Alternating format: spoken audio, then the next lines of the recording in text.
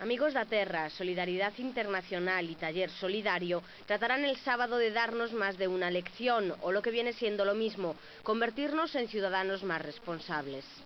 O que pretendemos con este día é achegar á cidadanía que é o comercio xusto, en que consiste, que podan acceder aos produtos e probar os produtos de comercio xusto, e despois tamén sensibilizar acerca da situación que moitos dos produtores dos países do sur están sufrindo por culpa das inxustas regras que están dominando e que siguen dominando o comercio internacional. O importante é que a xente se conciencia das 3 R's, non? Da importancia das 3 R's: reciclar, reutilizar e reducir.